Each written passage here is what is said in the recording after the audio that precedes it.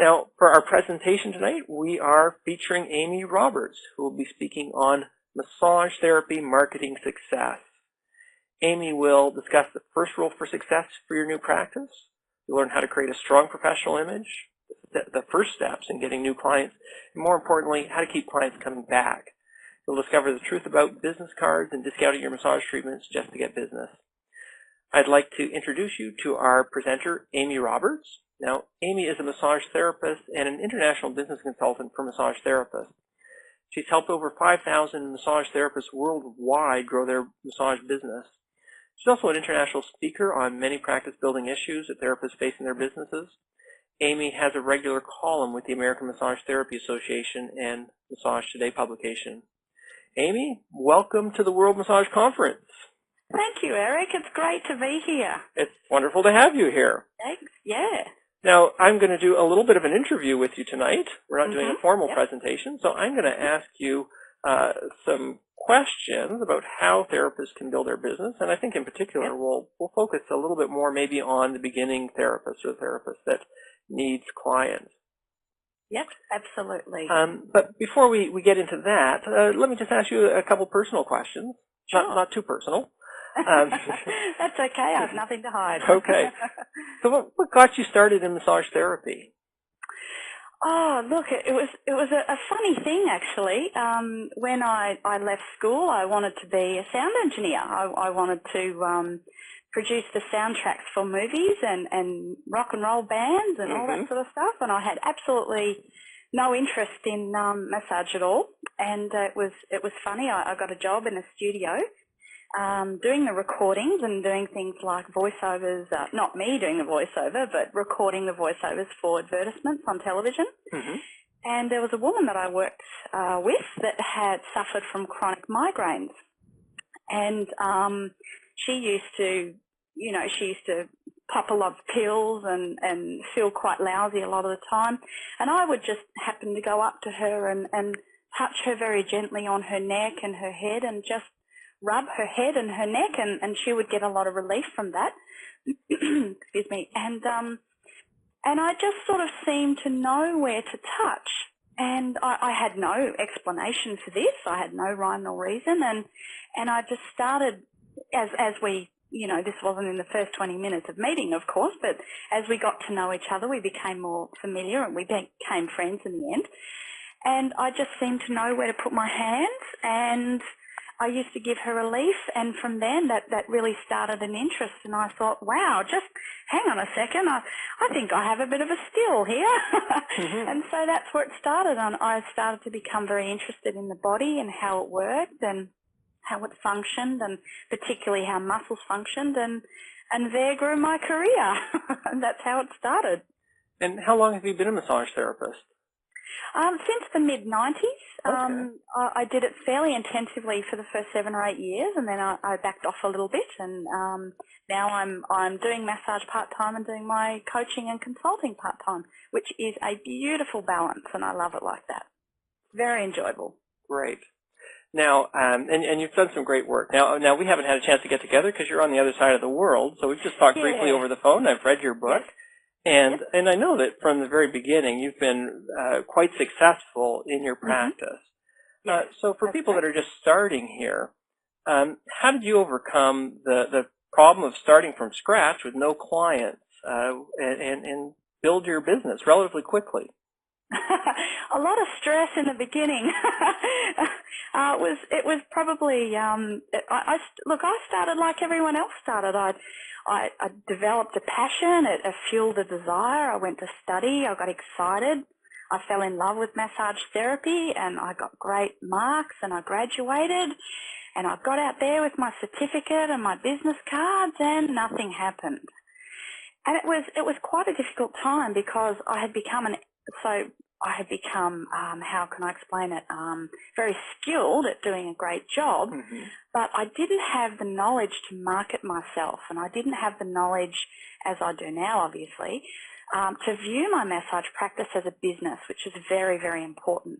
Mm-hmm. So the way really to get started, to really get things kicking along, is to learn a bit more about marketing. If you have absolutely no knowledge about it, it's important to train in getting some marketing knowledge behind you and to become good at marketing just as you have become good at massage, at physically massaging.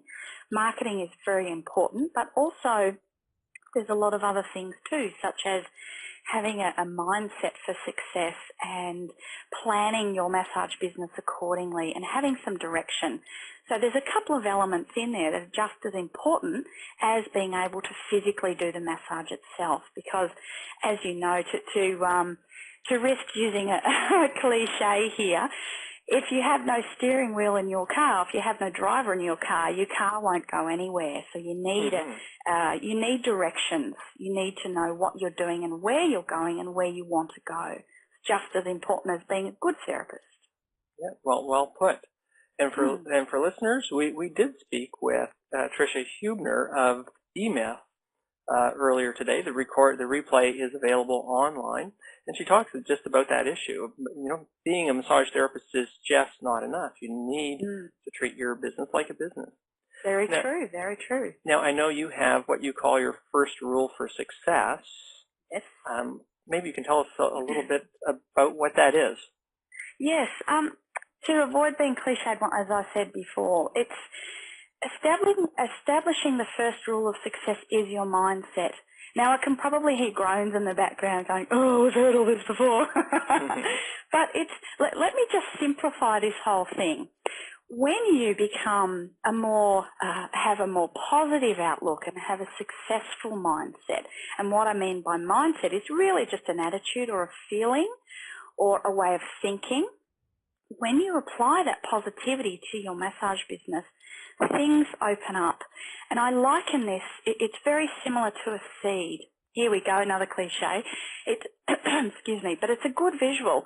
When you start thinking about success, it really is the seed for growth.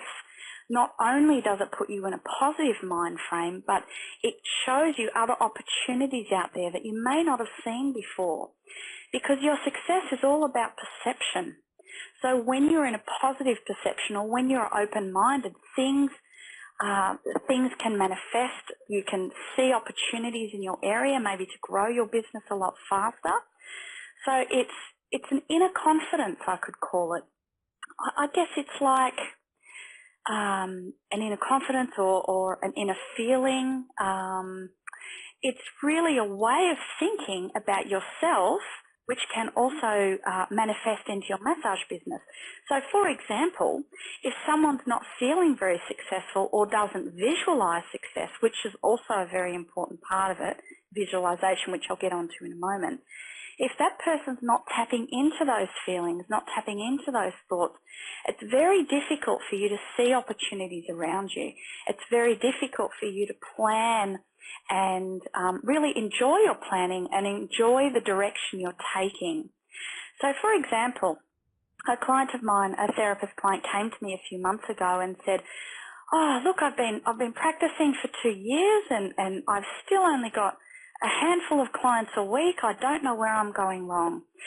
So we sat down together and we worked it out and found out that what he was feeling was a lack of success. So that fundamental lack of belief in himself, and that fundamental lack in belief in himself really put the brakes on it. It really held him back from seeing other opportunities that came along.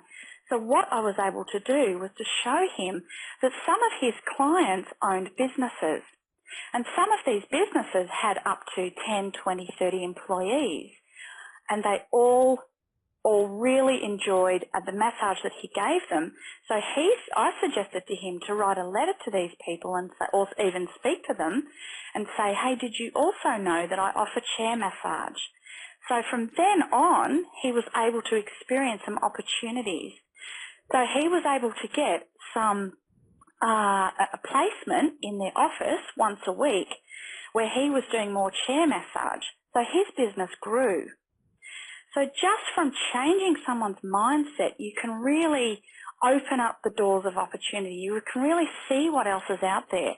It really expands your vision. So rather than having tunnel vision, you can actually have, I don't know what you call it, peripheral vision, and you can really grow from there. But not only does your massage business grow, and here's the great thing, you grow as a person.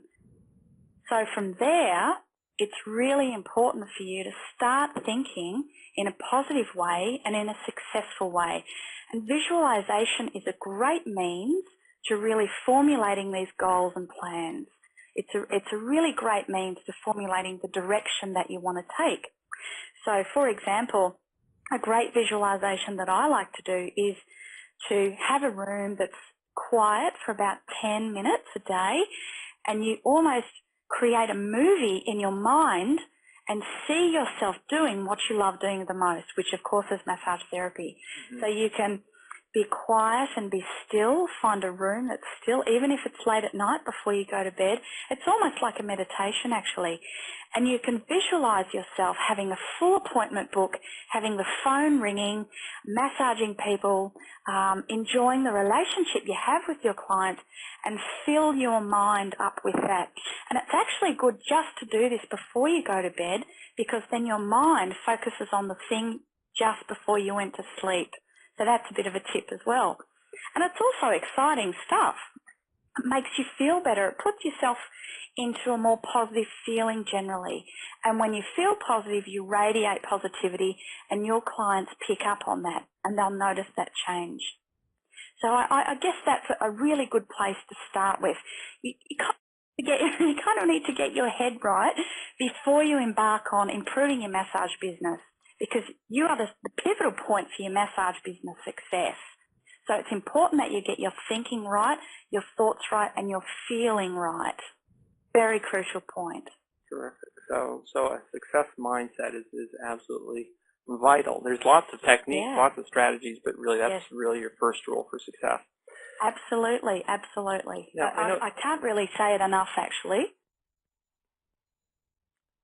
Now, another thing you talk about, I know frequently, is creating a strong professional image. Do you want to just talk to that point for a moment?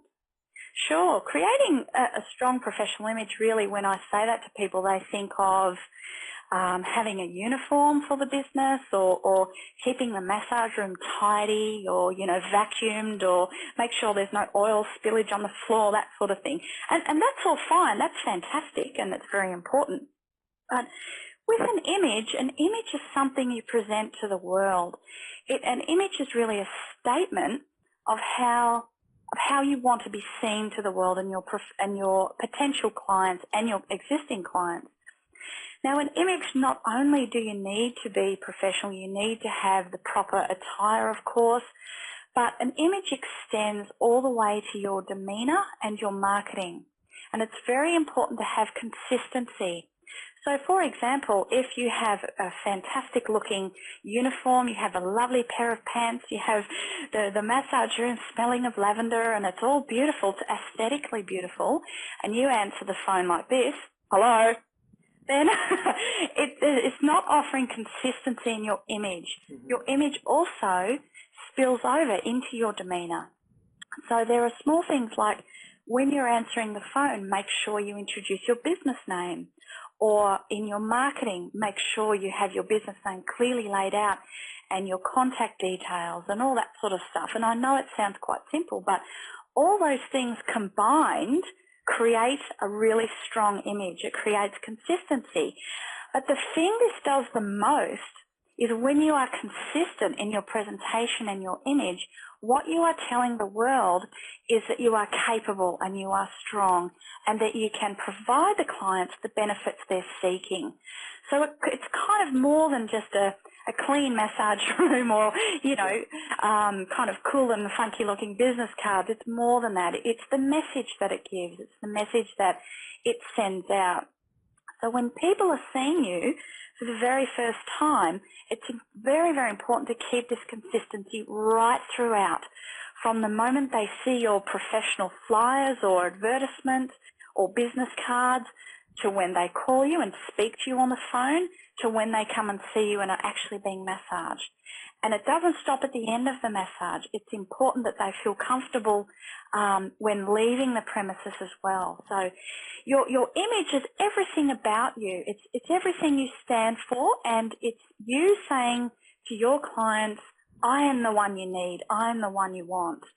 So it's very important that that image not only extends to what you see, but how you are towards your client. Look, I would even say even your tone of voice and your body language is very important too. It also represents your image. So a strong image is consistency, and it's consistently positive. If you fall down at any time and, you perhaps have a bad day and you answer the phone in a gruff manner, or you don't speak to someone as pleasantly as you could, that also does affect your image. So it's very important to keep that consistency right through everything you do. That would be another key point, I would say, particularly to people who are starting out, perhaps people who have just graduated or new therapists. This is a great time. This call is actually a great opportunity for them. I hope they're taking notes. I hope so make too. Sure that, sorry, I didn't catch that. I said I hope so too, because you mentioned some definitely. very specific things that people can do to create that consistent image. That's right. And just a point on that, Eric, I get a lot of questions about logos and, whether I should have a logo. And, I mean, look, in my experience, a logo's not the most important thing, but if you are going to work on your image, you can have a logo for your consistency. But just remember, a logo is not the thing that attracts clients. A lot of therapists that I've coached, particularly in Australia, have wanted to use their logo and want to create a logo so that the client or potential client will remember them. And my point is just distinguish the difference between a logo and a marketing tool. So when I'm talking about image, a logo is not necessarily a marketing tool. A logo can be important when you've established, yes, it's good for consistency, it's good for providing that professional image, but as a marketing tool, it's not so effective. I just thought I'd add that little bit in there. Okay. Like I say, what I like about your material is you offer lots of specific practical things that people can do. I'm sorry, what's the name? I should know this. What's the name of the first book that you wrote? It's called Ignite Your Massage Therapy Business, and that book is written for people who are starting out in the industry, and they need to know where to start, what to do first, etc. Yeah, so it's an excellent guide to get going with. Yeah, and one of the things I liked about the book is that it had lots of specific tips and guidelines. So let's get into some of that. Let's look at some of the first steps someone might take to getting new clients and generating new business. I'll just throw it out there. Sure. Give us a few ideas in terms of getting started and to get those people through the door. Okay. Well, one thing that I would recommend, I always say this is so important in everything I say, but it is. Everything is important about what I say. Mm-hmm. I've kind of had the last 15 years to to work out what works and what doesn't. So, look, it's one thing I really need to say is that when you start out in a massage business, you kind of think massage is great for everyone, and it is. And it's great for most people. And, I'm sure that we've all met someone who doesn't like massage or, I hate being touched or, we've all met someone like that or similar to that. So what new therapists need to remember is that massage is not good for everyone, in inverted commas. Massage is good for people who want massage. And this is a key point. This is called your target market. Your massage business will never get off the ground unless you know who your target market is. So, for example, when I first started, when I had no idea about marketing, I put flyers up in shops and, I had business cards at parties and I would hand them out and then I would do a letterbox drop and nothing happened, and I was getting frustrated. I didn't understand why until I got the concept of a target market. Mm-hmm. Now, your target market might be different to someone else's. For example, if a sports massage therapist is promoting themselves, well, they're not necessarily going to promote themselves to, say, pregnant women or children or elderly people. They're going to promote themselves to the sports market. Now, that sounds obvious, but when you think about it, each massage therapist may have a different market that they target. For example, my target market has always been women, and it's not because I don't like men or I'm sexist or anything like that. It's when women feel they want to come to another woman for massage, they may feel embarrassed about removing clothing in front of a man, so they'll come to a woman.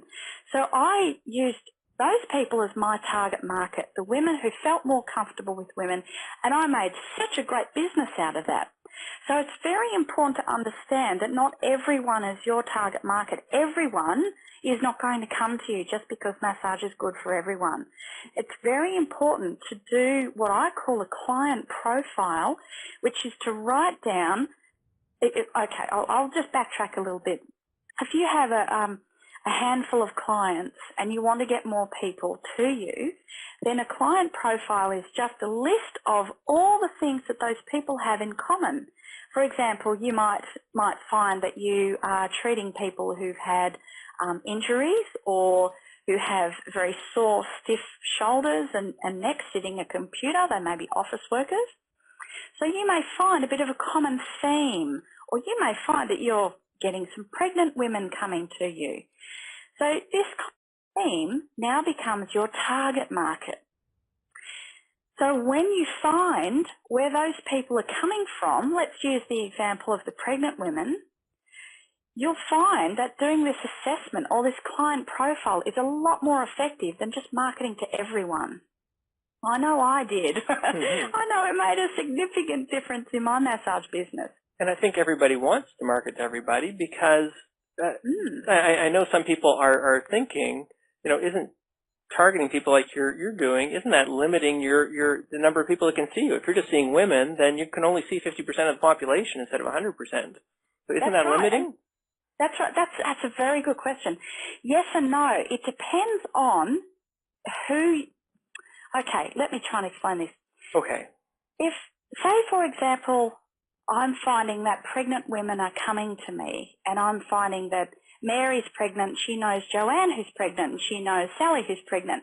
So I'm getting a bit of a target market of pregnant women, but that doesn't mean I can't do a client profile and notice some similarities on, say, guys who are playing basketball once a week.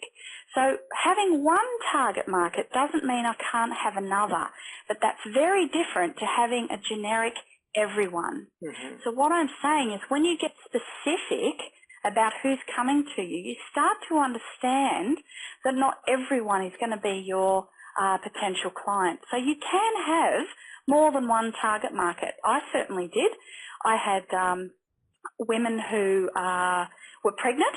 I've also seen women who, what would you call them, postnatal, who've had their babies and who've come back, and I've massaged their babies as well. So you don't have to limit yourself by just believing you just have one target market, but it's very important to understand that not everyone will come to you. So you can have 2 or 3 sub-target markets if you like, but it's very important to get specific. That's the key, getting specific. Okay, getting focused. That's right, exactly. Now, you had mentioned logos earlier. New therapists always want to get a logo, want to get a look. The other thing that they always get is a business card. Mm-hmm. And so therapists love to talk about business cards. It's important. Yes. Any thoughts on business cards as a marketing tool? Business cards. Look, at the risk of sounding a little bit negative, and that's certainly not my intention, but business cards, I think, are just a little bit overrated as a marketing tool. Business cards are a good point, what I call a good point of contact, but they don't market you. Now, there's a difference here. When someone is already looking for a massage, they've decided they want a massage and they're ready to pay for a massage, a business card is great. It's a great point of contact. They can carry your details around. They can see your professional image. It's great for the person who have already decided that they want to come to you or they want massage. As a marketing tool, I don't recommend them simply because they don't say anything about you. They don't express a benefit that you can offer to people. They don't really tell that person about the experience they're going to have when they come and see you. So a business card is okay, but you need to remember it's to be used at a certain stage in the client's decision-making process. Now, when I say decision-making process, I mean from someone who recognises they have a problem, for example, a sore back. That sore back might go on for 6 months. Then they realise they have to do something about that problem, so they have to go and pay someone to give them a solution, give them the benefit. Once they're at that stage and they have that desire to get rid of the problem, that's when your business cards will work, but not really before. So it's important to realise that business cards have a place, and they are definitely important and they're definitely great to have. As I said, they will complement you and they will show people your professional image. But to actually get clients coming to you, in my experience, your brochures and your advertisements in the newspaper to your target audience are a much more effective way, plus your word of mouth. It's a much more effective way to get clients to you rather than the card itself. Okay. So business cards are really a must-have for a business, but really they're not a good or not a great marketing tool. Your excitement and your energy should go into other efforts besides your business cards. That's right. That's right. Exactly. You put it beautifully. Now let me address another issue that we see coming up frequently. Again, more with new therapists that are just starting up. Yep. A lot of new therapists, because they don't have a lot of experience or whatever, they'll discount their massage treatments or undercut people in their service area to bring in clients. Yes, what do you think about that kind of strategy for a beginning therapist? Look, I really don't support that strategy very well, and I'll explain why. Okay. If you talk to that person, as I was talking about before, the person with the sore back, and let's call this person with the sore back Jim, and Jim's starting to have this problem, and he wants to come to you, and he certainly wants some relief from his sore back. If he saw just say you charge $75, $80 an hour for a massage, and he saw that you were discounting your rate to say $40 an hour, it gives a less professional image. It gives a message that this is more just about the money to try and get you in the door.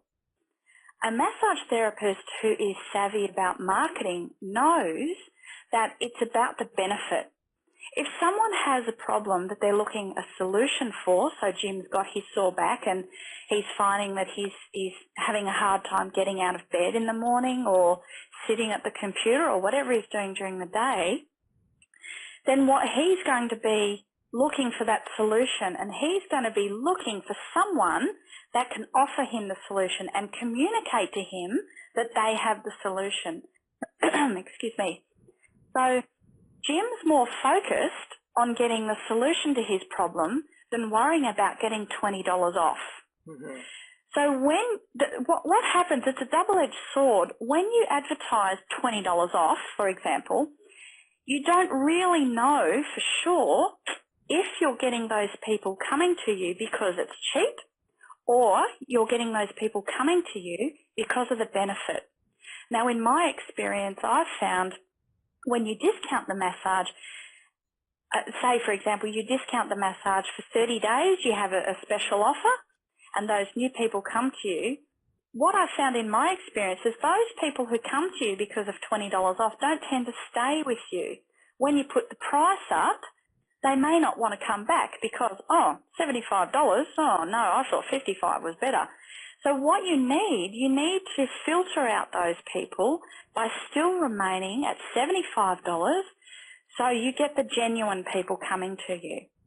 Now, discounting can work if you have an existing base of clients and you want to give them a special offer at Christmas time or at Easter or Mother's Day or something like that, that may work okay. But in my experience, attracting new business, it doesn't, because I call them freebie people, and you don't know if they're coming to you for the freebie. I mean, how many times have you got a voucher in your letterbox that, it's Monday's Pizza Hut giving away $5 pizzas?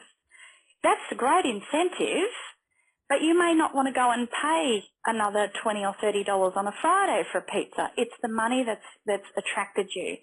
With massage therapy, because we're so service-orientated and so people-orientated, it's important to hold fast to that. It's important to keep those values alive by not discounting your service, keeping that going by still offering your $75, because then you'll know who's genuine and who's coming and who's not. That's, in my experience for the last 15 years, that's what I've found to be the truth. So I think I've discounted once and found that people just wanted to come to me because it was cheaper. But in the end, I stopped doing it, and I found I had more clients that way, because what tends to happen when you're charging a $75, people equate that to quality. So if you're charging, say, if you say I'm taking $20 off and I'm only charging $50, they think they're going to get a $50 massage. If you charge the $75, people think they're going to get a $75 massage. It's all in the value and the perceived value that your client has. So in my experience, it's not a great way to get clients. There are better ways, for sure. So most important is establishing your value first. Yes, absolutely. Absolutely. Okay. Now, any suggestions on how we might keep clients coming back once we have them in our door? Yes. Don't let them out the door. No, I'm just kidding. Lock the door. Lock the door. Don't let them out. No, I'm just kidding. Look, basically, the bottom line is, if you're offering quality and you're offering an experience for people and you're giving them the solution, they will come back to you. So when I was talking about before about your image, about consistency through your professional image, it's the quality and the experience people are looking for. So you can have someone who's a massage therapist who's been massaging for the last 20 years, but they may not have a great phone manner, or they may not look the part, or, there might be noise, or there might be something that dilutes the experience. So when you're giving people the experience, they're going to want to come back all the time. But there are some nifty ways that you can remind people to come back to you. I think a really great way is to have an incentive for referrals. I've always done that in my practice, and it's worked really well. I have you can have something the same, like if you come and have 5 massages, you get the 6th one free, for example. That's a nice incentive.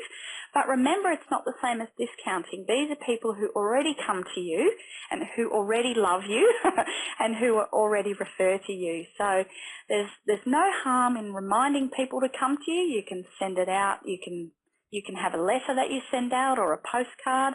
So, for example, if you have a regular client that comes to you each week or every fortnight or every month, and they haven't come to you for a while, they might have just got busy, or something may have happened, or changed jobs or something, then you can have a standard letter in your practice that you send out to them, or the postcard, or an email if you like, or you can even get on the phone. You can even get on the phone and say, "Hey Mary, how you going? It's Amy here. Look, I was just looking the other day and noticed you hadn't been since September. I just thought your muscles might have been getting stiff, or your shoulder might be playing up, or just let me know if you'd like another massage. It's something like that, Mm-hmm. If you remind people, if you remind your regular people, it's always a good practice to get into. It's also a good practice to get into because it stops you being lazy in your practice. One thing that you can forget is that client follow-up is a good strategy to getting clients as well. So if you haven't seen someone for, say, a couple of months, it's a good idea to remind them to come back. I've done this. I've used this strategy in my practice for a long time, and it's been very successful for me. But I've found, ironically, a couple of times that I've tried this recently, I've written a letter to Mary or sent out a postcard, and she's rang me and said, "Oh, hi, Amy. Look, I'm sorry I haven't been, but look, my mum's in real desperate need for a massage. Can you fit her in on Wednesday at 2 o'clock or something like that?" So it's a great way to not only remind them, but they may also know someone who needs massage as well. So it kind of works in that way too. Yeah, so there are definitely reminders that you can do for them. very important to keep at the top of their mind always. Always, always, absolutely. Now we're getting tight on time, and I know we have lots of listener questions coming in. So I just want you just to talk about one more topic for me, because I know you talked about this in your writing. I just want you to share some ideas in terms of handling difficult clients. Any thoughts? Yeah, difficult clients.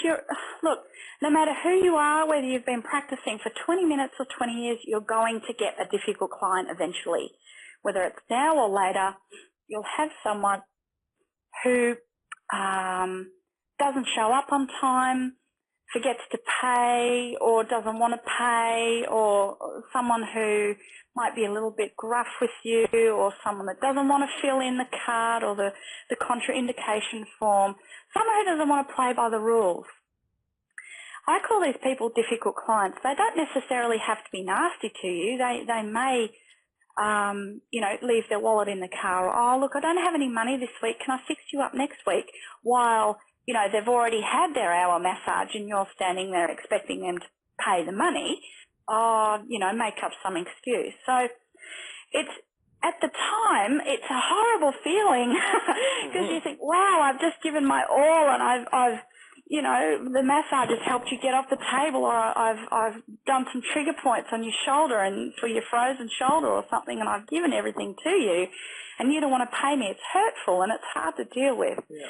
So what I recommend before people get started, or you can even do this now, even if you're fairly established, is to have a policy. And a policy is really a rule of the business. This is how it's going to be done when this situation happens.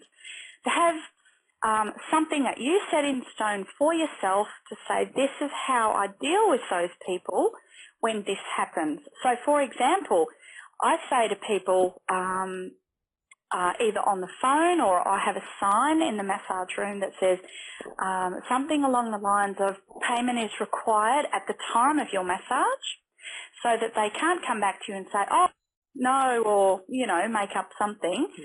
If they don't pay you, if they don't pay me at the time of the massage, I don't see them again. That's it. I absolutely have that set in concrete, because number one, I've been doing this long enough not to put up with that anymore. But like I said, it doesn't matter whether you've been doing it 20 minutes or 20 years, you still don't deserve to be treated like that also. So there's an ethical thing there too. But have a set of guidelines that when that does happen, you will take these measures, and make sure they know. Make sure they know you have a sign in your clinic room, or you can tell them if you like. Might be on your business card or anywhere, but make sure they know before they have the massage. It's very important. And you also find that you might filter out some people by doing those things. And that's fine, because you don't want clients like that anyway. I mean, who wants clients that don't pay? Yeah, absolutely not. We've got to pay our rent, we've got to pay our lights, and someone has to buy the oil and wash the towels. So it's very important that you get that sorted out in your own mind first and make it a clinic policy. Okay, so you're a big advocate of policies, and I totally understand that. That helps you maintain clear professional boundaries, and when things do go wrong, then it's not taken personally. That's exactly right. That's exactly right. And for the female therapists out there, for a gentleman who might think it's something other than a massage, you need to get that straight too. There are ways that you you need to think about those sort of things too, because a couple of times that's happened to me where I've had a gentleman make a proposal on the massage table during the massage, which leaves you very uncomfortable. So you need to think about ways to deal with that. Yeah, and I know, sorry, I'm going to interrupt you for a moment. I know you have some great tips for dealing with those situations. Unfortunately, we're just running a little tight on time, so listeners are going to have to buy your book. Absolutely. There's a strategy in that one particular strategy, there's a couple in there that particularly deal with that problem, and it can be very uncomfortable when it happens to you. Absolutely. I had a gentleman lift up the towel and say, "Here, hold this." And I didn't know what to do. So I sort of floundered and said, "No, I'm sorry, I don't do that sort of thing," or blah, blah, blah. After the massage, I was mortified. I was shocked. So it's very important to get these things clear before your business really takes off, because when it does, you've already got the rule book, if you like. And it sounds quite rigid, but I don't mean it for that to be. It just means a set of guidelines as to how you operate. It's professional. That's right. Okay, now I'm going to go to Scott. Are you there, Scott? Hello, Eric. Okay. Hello, Amy. I'm sure you have some questions coming in. So I've got lots and lots of questions for Amy. Okay, so Amy, if you're up for it, here we go. Here we go. We're going to start with Angela in Oklahoma, and she asks, how can we focus our marketing efforts towards bringing back clients we haven't seen in a while? Very good question. As I was saying, Angela, thank you for your contribution, by the way, Angela. As I was saying, you can remind them to come back to you regularly. So, for example, you could have a look at all your client sheets or your forms, or whether you keep it in a database or your diary. It's important to keep track of when people are coming to you, how often. You may get a major percentage coming to you every fortnight, etc. Write down, make a list is what I'm saying, of how many people come to you, what percentage of your clientele come to you when, how often, and then contact them based on that. So, for example, if someone comes to you once a month as a regular thing, well, you may not want to contact them if they have a month's break from you, because you know they're going to come back. But if you have someone that's been seeing you regularly for once a week or once a fortnight, and you haven't seen them for a few months, then make sure, say, at the third month or the second month, for example, decide what's appropriate based on the time they come, that you might want to follow up with them again, and make sure that you have a process of follow-up. So, for example, you may just want to call them on the phone, or you may want to send out the letter.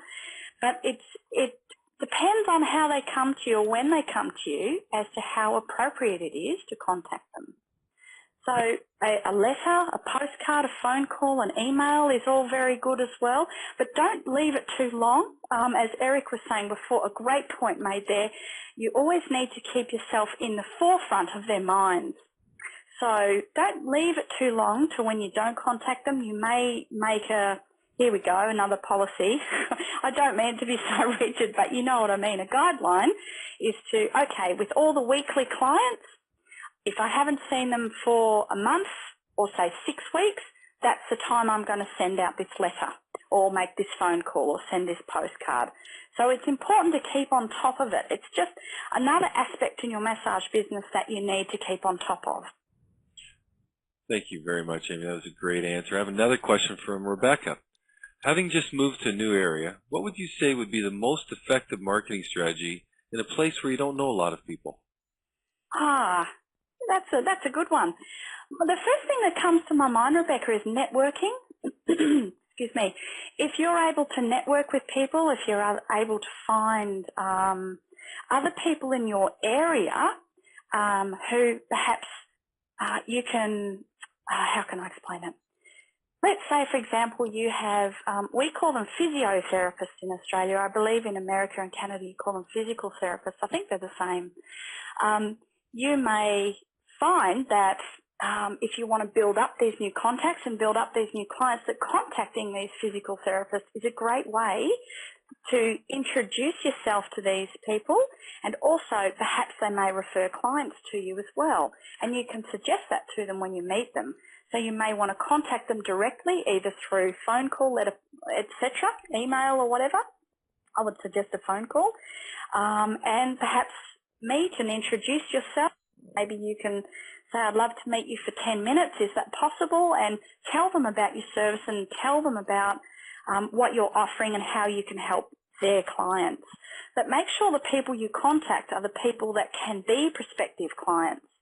So, for example, if you specialise in sports massage, then contact a lot of sporting clubs. So it's really, again, about getting specific with your target market and who you're helping. Of course, socially it's fun too. Socially it's great to meet new people too. And once again, keep on top of it. So if you send out a letter of contact and you haven't heard for a week, send out another one or make a phone call. So it's important to keep on top of it.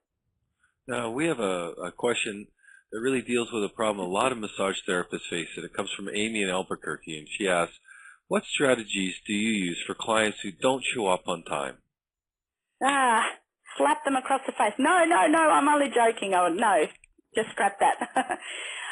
Look, it's again about, it's really about what you are prepared to put up with, if you like. I mean, for me, I've been doing massage for a long time, so I don't put up with that nonsense at all. I think it's it's a disrespectful thing to do. And when people don't either pay on time or don't show up on time, let's say, for example, I'm expecting someone to come at 3 o'clock and they don't come to 3:30 and they have an hour appointment. Well, I'm sorry, they get half an hour massage because I've got someone coming at 4:15. So you need to, again, make the communication clear with these people about how you operate. And the trap that I think a lot of massage therapists get into is it's a very nurturing profession. It's a very healing profession. And it can be very difficult to sometimes be assertive, and sometimes we have to be assertive because we don't want to work that way. We don't want to be sitting there twiddling our thumbs waiting for clients who don't show when we could be massaging people who are on time and who do pay on time, who do show up. So I say I have a clear communication with my clients that if you are late, it does eat into your appointment time and you still will be expected to pay the hourly fee. For the clients that I'm very familiar with, that I've been seeing for the last 5 years, I will sort of waive that a bit. But again, because they have been seeing me for the last few years, they do show up on time. So it's very important to get your boundaries right, to get your working boundaries right. And that you don't want to put up with that. You really don't. You've got to have more respect for yourself as a working person, as a therapist as well. So it's very important to get those guidelines clear with your clients. Well, Amy, that was a great answer. We had some great reaction in the chat room after that answer. That's hysterical. Lots of laughter. Oh, really? Well, that's great. You know, I just want to say, you know, it sounds like I'm really cracking the whip. No, you must show up on time. But, you know, I guess after doing it for the length of time that I've done it, you really do need to be clear about how you're going to operate. Because if you're not operating 100%, if you're not feeling great, then you're not going to be giving your all. You're not going to be giving 100% in your massages and your treatments. So it's important, I guess, from an emotional perspective that you're feeling good as well. If a client's late, if a client's 20 minutes late and they rock up at 3:20 and their appointment's at 3 o'clock, well, they need to know, no, this doesn't go on. This is how you work. If you want a massage from me, this is how it works. And it's not an unrealistic expectation for people to show up on time. I understand if you're running 5 or 10 minutes late, I can understand that, but you don't want to make it a consistent thing and you don't want to let people do it to you all the time. That's where I say you draw the line, you nip it in the bud early, so you can have a great experience as a massage therapist. Exactly. We have so many questions that seem to work around massage therapists afraid of being pushy. Here's another question from Maria, actually, yes. in London, from Great Britain. And she wants to know, what strategy would you recommend for asking for word-of-mouth referrals without sounding pushy or desperate for clients? That's a good one. I know a lot of Australians and a lot of British people have trouble with that, probably just because of our sort of our culture. I'd just say there's a little bit of a subtle difference there. Look, really, there's a way you can ask for things and there's a way you can ask for things, if you know what I mean. It's all in the manner that you do it. It's all in the tone and it's the way that you do it. You can ask for business by saying simply in your conversation to people.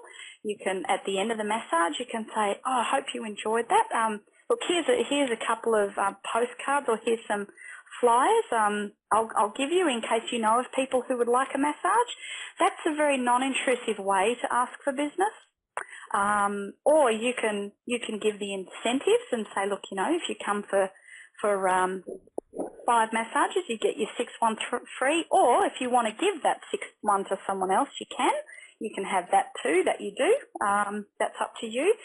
But there's that way to ask for business, and there's that, how would I say, a softer way to ask for business and a harder way to ask for business. And it's all in your approach and your manner. So if you're not sure about actually vocalising it and saying it to people, then a postcard might be a better way to say it. And you can say it in a very cheerful manner. "Thank you for your patronage the last 6 weeks or last month," or whatever. "I really enjoy what I do. If you have any other friends or work colleagues that you know would love the sort of massage I do, please feel free to pass on this card, or please feel free to pass on my details," or et cetera, et cetera. So you can do it in a lot of forms. But really, it's how you feel about saying it, because asking for business is just asking for business, but it's finding a way that's comfortable for you. Once you find that way that's comfortable for you, you'll stick with that way. So if you're finding that you don't want to be pushy, then you can have it in the form of a card, postcard or email, or you can say it in that light-hearted way. Well, we're running out of time, Amy. Okay, sorry, we have so many questions. I shouldn't, but I'm going to try and sneak one more question in. And the reason is, this is the problem I see with so many different massage therapists, or we hear from different therapists, that they work at all these different clinics. And this question comes from Sue Barrett, and she asked, "Do you think having more than one business card is confusing?" She's saying that she works at a salon and a physical therapy office and does on-site massage. What's your answer to her question? Well, you know, to be honest, I've never been in that situation myself. So I'm probably not the right one to ask for that. But look, I would probably say it depends on who you're giving the cards to. So if, for example, you have someone who lives near the salon, say 5 minutes away, but you also practice at home, I would probably give them the option and say, "Look, I practice at the salon on, you know, Monday and Tuesdays, but I also work from home on Thursdays and Fridays. Which is easier for you?"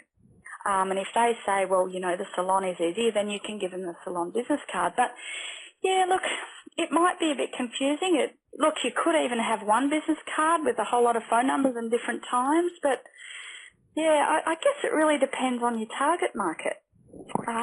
Yeah, I'm sorry I couldn't be any sort of more specific with that. I haven't experienced. You've been so much help, Amy. You've answered so many questions, and there are so many more questions. I wish we could stay on the phone and cover them all. What I have to do now, I'm going to turn it over to our host, Eric Brown. Yep, so we're calling an end to the first day of the World Massage Conference. I just want to thank all the listeners for tuning in today, and especially for asking such great questions. And I think it's, just on a personal note, I just want to say it's been a thrill to be able to bring people together in this kind of way. Looking at our statistics, we can see that people from 98 different countries have been here on the site. So it's really quite phenomenal. And we're happy that we've been able to pull this together for people.